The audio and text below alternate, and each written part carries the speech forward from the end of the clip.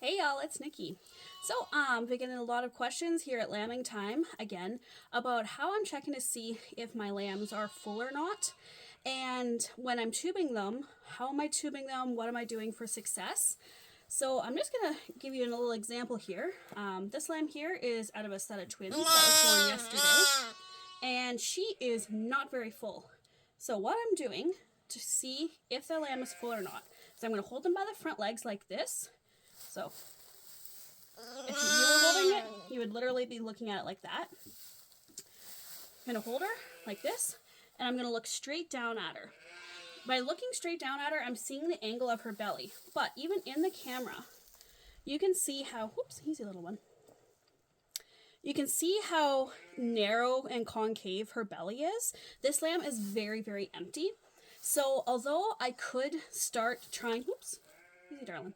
I could start trying to bottle feed her or just give her a bottle. What I'm going to do first is tube her.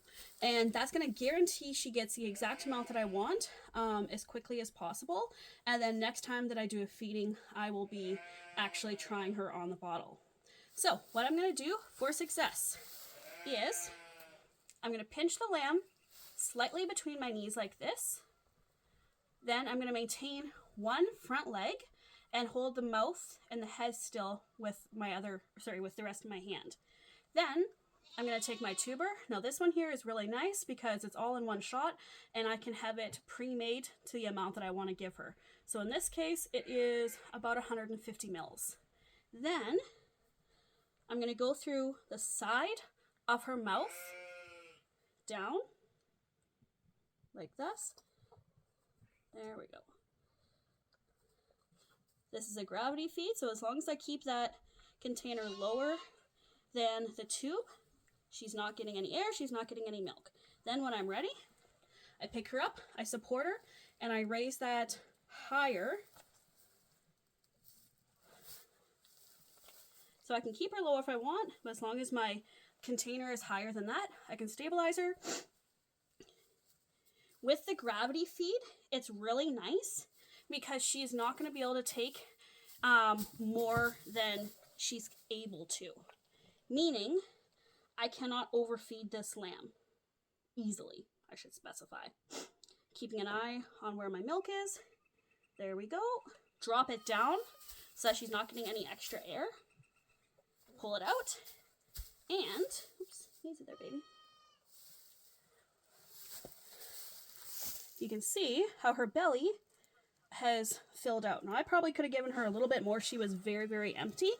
But that's just a quick example of how to tube a lamb and how to assess if they're empty or not. Now, quick story about this is when I'm in the rush of lambing season, I actually don't take a bottle down specifically for the lambs. What I mean by that is I go through, and this is a trick that I learned from Darlene Stein a few years ago. So thank you, Darlene, for teaching this to me.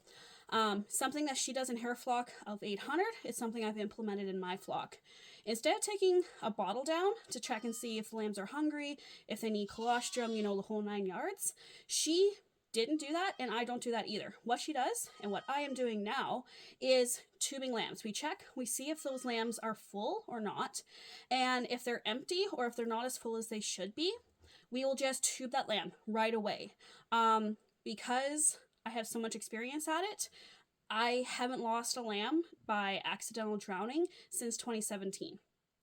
So that is tubing a lot of lambs over the years, and I have a very good success rate by following the same principle, the same position on those lambs every single time, making sure that here, now that we're a little bit closer, I can actually show you the angle I want. So you're going to stick that tube down the side of her mouth like that. And it's going to go straight down her throat into her stomach, as opposed to if she is on her side or in any other position, there is more of a chance and a risk factor that she could get milk down her lungs and drowned.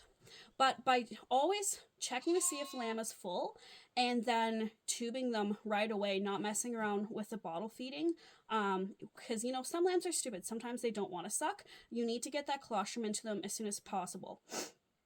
So by taking this method in the lambing jugs within that first 24 or 48 hours, I have seen a significant increase in my survivability of lambs. And again, I haven't had a lamb drown because of tubing in 7 years. So those are odds that I'll take. Anyways, if you guys have more questions, feel free to drop a comment. But I hope this video has helped you guys, and happy lambing season.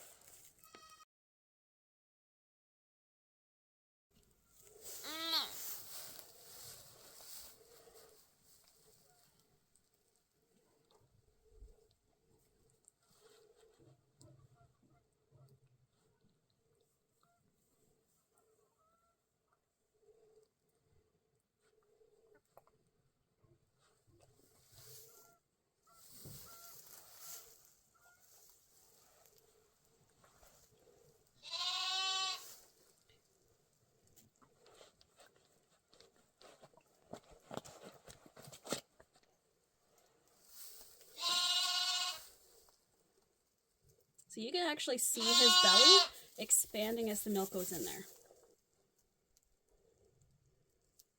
And that's about as much as I want to give him. And just pull it out.